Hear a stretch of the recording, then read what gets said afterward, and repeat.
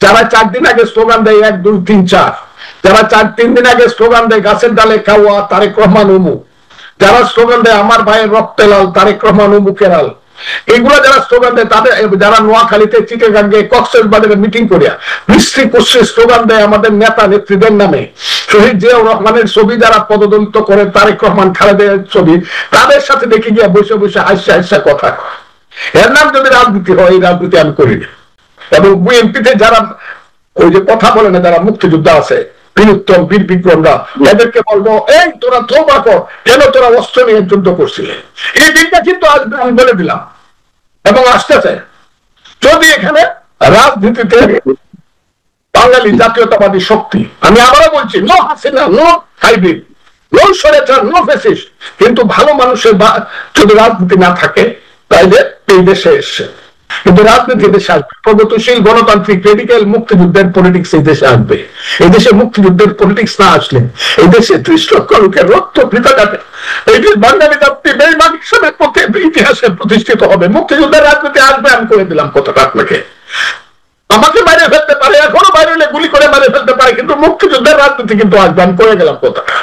সেই রাজনীতি খুব দ্রুত আসবে, সময়ের বাইরে কোনো কিছুই হয় না, সময়ের ভিতরেই আসবে। সেই রাজনীতি আসবে, কারণ আমি আশাবাদী শুধু না, আমি অভিজ্ঞ মানুষ, 61 বছর যাবত রাজনীতি করি, যেটা বাংলাদেশে এখন আর কেউ নাই। 2-3 জন যারা আছে, কেউ মরে গেছে, আর কেউ জেলে আছে। আমার চেয়ে বেশি রাজনীতি করা মানুষ, 61 বছর রাজনীতি করা মানুষ বাংলাদেশে। আমি direct politics, it's a continuous process of politics in my life. একদিনের জন্য রেস্ট নেই না, 61 বছর পলিটিক্স করছি। আমি বললাম পলিটিক্স আসবে, এবং সেটা মুক্তিযুদ্ধের পলিটিক্স। একটা পলিটিক্স থাকবে, সেটা হলো ইসলামের নামে যদি তারা মডার্ন পলিটিক্স করে, তারা যদি রিয়েল পলিটিক্স করে, সেই পলিটিক্সটাও থাকবে। আর যদি সাম্প্রদায়িক পলিটিক্স করে, তাইলে এই দেশ সারা জীবন গন্ডগোল থাকবে। আর যারা নদীর উত্তর পারে গেলে কয় মুক্তিযুদ্ধ, আর দক্ষিণ পারে গেলে কয় ইসলাম, এদের পলিটিক্স থাকবে না। অ্যাডভোকেট ফজলুর রহমানের চোখের পানির কাছে আমাদের নিশ্চয় কিছু বলার থাকে না। রাজনৈতিক দলগুলো হয়ে গেছে এখানে সুম্মুন বুকমুন উমিউন ফাহিউম লায়ারজিউ।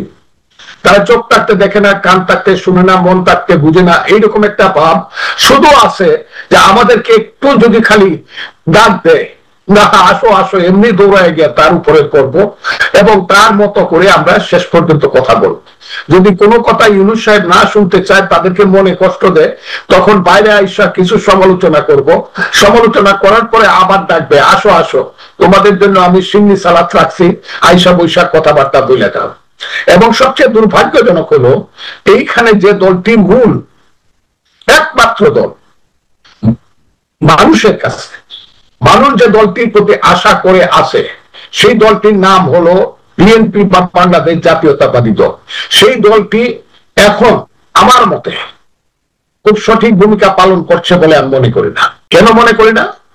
সেই দলটির মধ্যে ডাক দেওয়ার সঙ্গে সঙ্গে দৌড়ায় মহাসচিব থেকে ধরে স্থায়ী কমিটির সদস্যরা গিয়া বসে কাদের সঙ্গে? যাদের এখন পর্যন্ত রেজিস্ট্রেশন হয়নি। এইসব শিশু বাচ্চারা 500 মিললে ফজলুর রহমানের মতো একজনের ভোট পাবে না। 500। আমি আল্লাহ রহমতে যে ভোটটা আমার এলাকাতে পাবো, এরা 500 মিললে এই ভোটটা, কারণ 500 মিললে এরা 5 লাখ ভোট পাইতে পারে, 1000 করে পায়, 1000 করে পাবে। এরা মেম্বারের ভোট, এদের সাথে গিয়া বসে একবার বলতে পারে না আমার দলটা যে ঠিক আছে, আপনি যদি কথা বলেন আমরা যাব, কিন্তু আপনি আমাদের সঙ্গে এককভাবে কথা বলবেন। আমরা এই বাসুর পাশে রাখা এবং আমার বাসুরদের মাথার উপরে রাখা যারা কথায় কথায় আমাদের কথার প্রতিবাদ করবে এবং বেয়াদবি বেতবিজি করবে, তাদের সঙ্গে আমরা বসবো। এই কথাটা বলার মতো কারেজ আমার দলের আছে কিনা এটা আমি জানি না। এবং আমার দল এই কাজটা করে, এই যে ইউনূস সাহেব ডাক দিলেই যায়, কি এদের সাথে বসে, যারা 4 দিন আগে স্লোগান দেয় 1 2 3 4, যারা 3 দিন আগে স্লোগান দেয় গাছের ডালে খাওয়া তারেক রহমান অমুক, যারা স্লোগান দেয় আমার ভাইয়ের রক্তে লাল তারেক রহমান অমুকের লাল, এইগুলো যারা স্লোগান দেয়, তাদের, যারা নোয়াখালীতে চিটাগাঙ্গে কক্সবাজারে মিটিং করিয়া বৃষ্টি কুশ্রী স্লোগান দেয় আমাদের নেতা নেত্রীদের নামে, শহীদ জিয়াউর রহমানের ছবি যারা পদদলিত করে তারেক রহমান খালেদের ছবি, তাদের সাথে দেখে গিয়া বসে বসে হাসা হাসা কথা, এর নাম যদি রাজনীতি হয়, এই রাজনীতি আমি করি না। যারা মনে করছে প্রত্যেক দেশে একটা প্রিন্সিপাল কন্ট্রাডিকশন থাকে, যে দেশে সংগ্রাম হয়, যুদ্ধ হয়, প্রিন্সিপাল কন্ট্রাডিকশন। যেমন 71-এ প্রিন্সিপাল কন্ট্রাডিকশন ছিল এই দেশ স্বাধীন হবে না, পাকিস্তানি থেকে যাবে।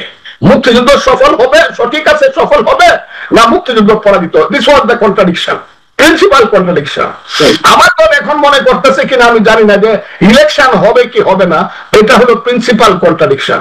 এটা যদি আমার দল মনে করে আমার কোনো আপত্তি নাই, কিন্তু আমি মনে করি, এটা আমাকে কনভিন্স করতে, আমি মনে করি প্রিন্সিপাল কন্ট্রাডিকশন হলো এই দেশে যে 71 সনে মুক্তিযুদ্ধ হয়েছিল সেটা সঠিক ছিল কি বেঠিক ছিল, এই ফাইটটা জামাত করতে চায় এবং তারা ওই যে জঙ্গিবাদীরা হিজবুত তাহরিরা করতে চায়, এবং এই কারণেই তারা 5ই আগস্ট ঘটাইছে। যদি তারা গণতন্ত্রের জন্য 5ই আগস্ট ঘটাইতো ভোটের জন্য, তাহলে 3 মাসের মধ্যে তারা ইলেকশন দিয়ে দিত। বছর যাবৎ ক্ষমতায় থাকেও যখন বলে আমরা কি ইলেকশন করার জন্য ক্ষমতায় আছি, আমরা তো এই দেশকে পরিবর্তন করার, কোন পরিবর্তন? আমরা দেশকে আফগানিস্তান করতে, তারা ক্লিয়ার স্লোগান দেয়। কাজে তাদেরকে জিজ্ঞাসা করতে হবে তোমরা কি প্রধান কন্ট্রাডিকশন কি 71 নিয়ে নাকি প্রধান কন্ট্রাডিকশন ইলেকশন নিয়ে? কাজে আমি মনে করি না যে এই জিনিসটা খুব সুষ্ঠুভাবে সমাধান হবে, কারণ ইউনূস সাহেব ওই যে শিয়ালের পিঠা ভাগ করার মতো ভাগ করে দিতেছে রাজনৈতিক দলগুলোকে। নিজে একটু বেশি কামড় দিয়ে উদনতে হয়েছে না, তারপর কোনো আরেকটু কামড় দেন তাহলে বলে উদনতে হয়েছে না। কিন্তু কেন তারা ডক্টর মোহাম্মদ ইউনূসের এই ইচ্ছার প্রতিফলন ঘটাচ্ছে? আমি আপনাকে বলি, ঘটাচ্ছে এই কারণে তারা মনে করতেছে যে ইউনূস সাহেবকে কোনোভাবে কনভিন্স করে সরকারের পক্ষে থেকে, যেহেতু ইউনূস সাহেব 15 ঘন্টা বিমানে উড়ে গিয়ে আমাদের নেতা জনাব তারেক রহমানের সাথে একটা কন্ডিশন করছে ফেব্রুয়ারির প্রথম সপ্তাহে 26 সনে ভোট দিবে, এই বিশ্বাসটা বিএনপি এখনো রক্ষা করতে চাচ্ছে এবং এই বিশ্বাসের মধ্যে বিএনপি আছে। কিন্তু এই বিশ্বাসের মধ্যে থেকে যদি দেখা যায়, কালকেও একজন বলছে, কাদের মন্ত্রিসভার খুব সিনিয়র মিনিস্টার বলছে চট্টগ্রাম বিমানবন্দর বিদেশিদের কাছে দিয়ে দেওয়া উচিত। এই কথাটা যদি প্রতিবাদ করতে না পারে, যদি বিএনপিও মনে করে চট্টগ্রাম বিমানবন্দর বিদেশিদের কাছে দিয়ে দেওয়া উচিত, তাই তো সে তো কর্মীদেরকে বা নেতাদেরকে বা দলকে কনভিন্স করতে হবে, নাকি একা একা বললেই হবে ইয়েস আমরা একমত? ঠিক আছে, সেটাই বলুন যে আমরাই একমত চট্টগ্রাম বিমানবন্দর বিদেশিদের হার কাছে চলে যাক, তাহলে তো আর প্রতিবাদ করা দরকার, দল তো প্রতিবাদ করা উচিত বলে আমি মনে করি। এগুলো তো বেসিক পলিটিক্স, এগুলো তো politics of existence of my country, আমার দেশের অস্তিত্বের প্রশ্ন। এখানে তারা কেন জিজ্ঞাসা করবে না সেন্ট মার্টিন দ্বীপ কি আমার দেশের ভিতরে আছে না বাহিরে চলে গেছে? এই ফাইট গুলো করবে না, খালি ইলেকশন ইলেকশন ইলেকশন, এইটাই কি হবে? আর ইলেকশন তো তারা দিবে না। আমি বললাম they will not furnish election in this country under the leadership of Mr. অধ্যাপক মোহাম্মদ ইউনূস। হবে না এই দেশে, আমি 61 বছরের আমার অভিজ্ঞতা দিয়া কইতাছি, এই দেশে ইলেকশন ইউনূস সাহেবের অধীনে হবে না। যে 71 সনের যুদ্ধ বিরোধীরা এই দেশটাকে সমস্ত কিছু বিনা নির্বাচনে গ্রাস করে ফেলবে, এবং বিএনপি মনে করতেছে এতেই বুঝে একটা ইলেকশন হইলে আমাদের খুব লাভ হয়ে যাবে। যে জিনিসটা আমাদের মতন সাধারণ মানুষেরাও বুঝতে পারছে যে ডক্টর মোহাম্মদ ইউনূস সাহেব কোন অবস্থাতে নির্বাচন দিবে না, তার অধীনে কোনো নির্বাচনও হবে না। এই জিনিসটি আপনার দল এত পুরাতন এবং অভিজ্ঞ একটি রাজনৈতিক দল, তারা কেন এটি বুঝতে পারছে না? তারা কেন সেই নির্বাচনের জন্য সর্বান্তকরণের চাপটি প্রয়োগ করতে পারছে না? এই দলটা অনেক বড়, তো এই দলের সিদ্ধান্তটা একটু ধীরে, এবং সেই সিদ্ধান্তটা ধীরে হওয়ার কারণেই বুঝতে পারছে না, আমি বলবো না, হয়তো বা বুঝবে বা বুঝেছে, হয়তো বা স্টেপও নিবে, কিন্তু নিচ্ছে না। কিন্তু সময় যদি ফুরিয়ে যায়, সময় গেলে সাধন হবে না। এটা হলো শুদ্ধ গান। আরেকটা হইলো যে ওই যে কয় থাকতে ক্ষুধা প্রেম সুধা পান করো রে পাগলাবো, দিন গেলে দিন আন পাবে না, ভাটায় যদি লয় যৌব। আমি বিএনপি বা আমার দল বা আমাদের যারা প্রগতিশীল দল আছে, এরা করে কি? এরা কি করে? কমিউনিস্ট পার্টি, পঞ্চ পার্টি, যে পঞ্চ পাণ্ডবের যে দল, কি দল বলে এটাকে? পঞ্চ পাণ্ডবের মান্না সাহেবদের নেতৃত্বে যে পঞ্চ নাগরিক ঐক্য, নাগরিক ঐক্য, এবং 5টা মিলে কিন্তু একটা নাম আছে, এটা তারা কি করে? বাম গণতান্ত্রিক জোট। তারা চুপ হয়ে গেল কেন? কি পাওয়ার? কিন্তু তারা ওয়াক আউট করেছে যে গণতান্ত্রিক কমিশনের বৈঠক চলছে, কমিশনের বৈঠক থেকে বেশ কয়েকবার ওয়াক আউট করেছে। তারা স্পষ্টভাবে জানিয়ে দিয়েছেন, সিপিবি রুহুল হোসেন প্রিন্স উনি সংবাদ সম্মেলন করে জানিয়ে দিয়েছেন যে এইভাবে যদি হুটহাট করে ডাকা হয়, কোনো ধরনের আউটপুট না আসে মিটিং গুলোতে, তাহলে সিপিবি আর ঐকমত্য কমিশনের বৈঠকে আসবে কিনা ভেবে দেখবে, 5 বার ভাববে। তারা কিন্তু অন্তত এই কথাটা স্পষ্ট জানিয়ে দিয়েছে ঐকমত্য কমিশনের বৈঠকে। বলেছে সিপিবির সাধারণ সম্পাদক। কিন্তু যাদের কাছ থেকে কথা শুনতে চাইতাম, প্রিন্সের চেয়ে অনেক বেশি গুরুত্বপূর্ণ এবং নেতা, তারা কেন চুপ করে থাকে? কিসের আশায়, কিসের পাওয়ার আশায়, কি পাওয়ার আশায়? মিষ্টি মিষ্টি করে কথা বলে, ঘুরায় পেশায় একটা কথাই বলে ইউনূস সাহেব ভালো। এই কথা বললে তো হবে না। মিষ্টি মিষ্টি কথা বলে আপনার কি মনে হয় তারা কেন কেন খোলামেলা ভাবে আক্রমণ বলছে না? একটা কথা আছে দেখেন, কবিরা কিন্তু আগেই কয়ে গেছে, ধন্য আশা কুহুকিনি তোমারও মায়া। কবিরা কিন্তু ধন্য আশা আশা করতেছে যে কেউ না কেউ মায়া করবে। এই কারণে তারা কথা কই, আমার মান্না সাহেব জুনায়েদ সাকিদের ওই যে আমার কি ভাই, ওই যে ওয়ার্কার্স পার্টির, ওয়ার্কার্স পার্টির ভাই কোথায়? এত স্পষ্ট কথা বলতো, এখন কেন কথাগুলো অস্পষ্ট অস্পষ্ট লাগে? এখন কেন ঘুরায় পেঁচায় তথ্য দেওয়া কথা কয়? তারা কথা বলে না কেন স্পষ্ট কথা? বিএনপি যে কথা বলবে এটা। তবে এর মধ্যে কিন্তু ডক্টর মোহাম্মদ ইউনূসের পদত্যাগের দাবি উঠতে শুরু করেছে আনুষ্ঠানিকভাবে গণতান্ত্রিক বাম ঐক্য। গণতান্ত্রিক বাম ঐক্য তা কিন্তু সংবাদ সম্মেলন করে ডক্টর মোহাম্মদ ইউনূসের পদত্যাগ দাবি করেছে। দাবি করছে তো পদত্যাগের জন্য রাস্তায় নামা, ইউনূস সাহেব দেশকে ধ্বংস করে দিবে এই দেশের মন্ত্রিত্বে। আর বিরোধী দলগুলা মনে হয় যেন নববধূর মতো লাল ঘুমটা মাথায় দিয়ে চুপ করে থাকে, শ্বশুর যদি শুনে ফেলে তার কণ্ঠ। এরকম একটা দল পেশ হইতে পারে নাকি? এখন বলবে এখন ইলেকশন দিবেন, ইলেকশন দিয়ে আপনি যান, আমরা রাজনীতিবিদরা দেখবো দেশ কি করা যায়। দেশটা রাজনীতিবিদরা চালাবে, ভালো অথবা মন্দ, দেশটা চালাবে রাজনীতিবিদরা। ওইরা না এনজিওর কর্মীরা না, এগুলা বলতে চাই না, আমি অনেক বলছি এগুলা।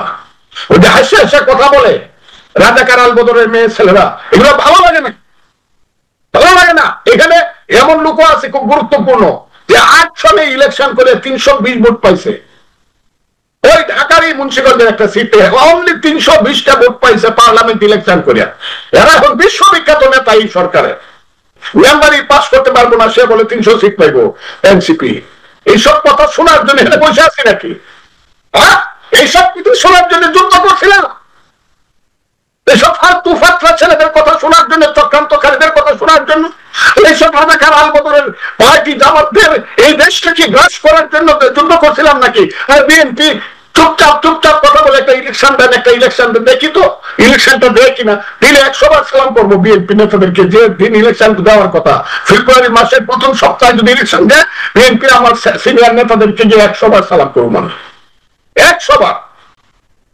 আমি একটু জানতে চাচ্ছিলাম অ্যাডভোকেট ফজলুর রহমান, মানে এখন সরকারের বিরুদ্ধে কথা বললেই ফ্যাসিবাদের দোষর ট্যাগ লাগিয়ে দেওয়া হয়, অথবা মানুষ মনে করে, মানে তারা মনে করে যে আওয়ামী লীগের পক্ষে কথা বলা হচ্ছে। কিন্তু এই যে আওয়ামী লীগের বিরুদ্ধে তারা এই কথিত ফ্যাসিবাদ বিরোধী ঐক্য গড়তে গিয়ে নিজেরাই যে ফ্যাসিবাদী হয়ে উঠছে, এই কথা যেমন অনেকে বলছেন, ঠিক এই জায়গা থেকে এসে সেই আওয়ামী লীগকে প্রতিরোধের নাম করতে গিয়ে আপনি যেটা প্রথমে বলছিলেন তার সাথে অনেকখানি মিলে যায় যে এই সরকারের সব ধরনের অপকর্মকে সমর্থন দিয়ে দেওয়া হচ্ছে।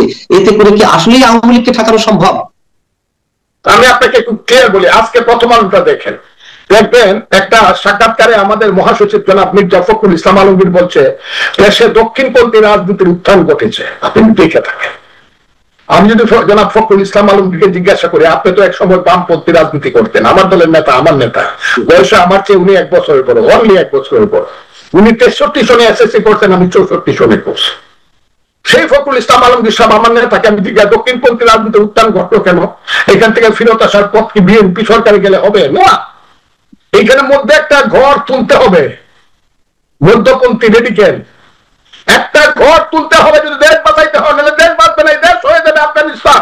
এই দেশ সাম্প্রদায়িক, এইখানে আওয়ামী লীগ আসবে না। হাসিনাদের পলিটিক্স এই দেশে, আমি বলছি 10 বছরের মধ্যে আওয়ামী লীগের লিখতে 10 বছর লাগবে। ওই সব চোরটা সালমান রহমানদের যে রাজনীতি হাইব্রিডদের চলবে না, কিন্তু জাতীয়তাবাদী রাজনীতি। কোন জাতীয়তাবাদী রাজনীতি? এখানে বাংলাদেশি জাতীয়তাবাদের পক্ষে আছে বিএনপি, ইসলামী রাজনীতির পক্ষে আছে জামাত সহ দলগুলো, কমিউনিস্ট বামের পক্ষে আছে কমিউনিস্ট পার্টির দলগুলো বা বাসদ সহ এরা। এখানে বাঙালি জাতীয়তাবাদের একটা পার্টি লাগবে না? যদি না হয় তাহলে তো দক্ষিণপন্থী উত্তার হবে। এবং এখানে বাঙালি জাতীয়তাবাদী রাজনীতির একটা ঘর এখানে হইতে হবে, নট হাসিনা, নট আওয়ামী লীগ। এটা যারা বলে আমি আও নো, তা না হলে এদের জামাত নিয়ে এদের সাম্প্রদায়িক শক্তি নিয়ে যাবে। ওই যে ওইটাকে সবাই মিলে ওইটা বাদ দাও, ওইটা বাদ দাও। বাঙালি জাতীয়তাবাদী শক্তি একটা রাজনীতি হতে হবে, যে রাজনীতির স্লোগান হবে তোমার আমার ঠিকানা পত্তা মেঘনা যোগ, তুমি কে আমি কে বাঙালি। এই স্লোগানটা থাকতে হবে এই দেশে। যদি জোর করে আটকানো হয় তাহলে এই দেশ সাম্প্রদায়িক শক্তির হাতে চলে যাবে। এটা বিএনপি যদি মনে করে আমরা থাকলে থাকবো, না হলে যাক রাজাকাররা, তাইলে আমার কোনো কথা নাই। কিন্তু যদি মনে করে আমরা থাকবো আর আমরা না থাকলে আরেকটা জাতীয়তাবাদী শক্তি, ভালো শক্তি নয়, হাসিনার আন্ডারে 15 বছরের যে শক্তি, সেটা আমি বলছি না, একটা ভালো শক্তি থাকবে, তাহলে বাঙালি জাতীয়তাবাদী রাজনীতি যা স্লোগান হবে, তোমার আমার ঠিকানা পদ্মা মেঘনা যমুনা, তুমি কে আমি কে, বাঙালি বাঙালি স্লোগানটা থাকবে। না হলে এখন দক্ষিণপন্থী রাজনীতি উত্থান ঘটবেই জনাব ফখরুল ইসলাম আলমগীর। ধরে নিতে পারি যে আওয়ামী লীগ ঠেকানোর নামে প্রকারান্তরে সাম্প্রদায়িক শক্তির উত্থানই ঘটছে। যারা বলতেছে যে আওয়ামী লীগ যাতে কোনোদিনই না আসতে পারে, ঠিক আছে, কিন্তু অন্য কোনো কিছু হইতে পারবে না, তাইলে আসবে রাজাকাররা, এই কথাটা বলে দিলাম।